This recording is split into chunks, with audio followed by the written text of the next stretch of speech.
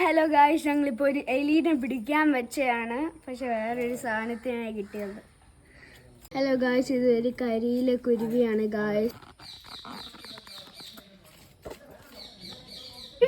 കരിയില കുരുവി, അതിനാണ് കിട്ടിയത്. നല്ലതായിട്ട് കൊത്തും കേട്ടോ.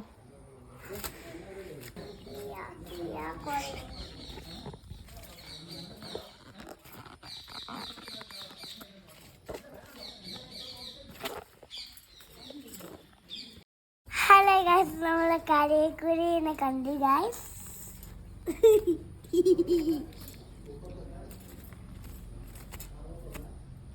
കുരുവി കുരുവി വീണത്ത കൂരു കൂട്ടണ എന്താണ്?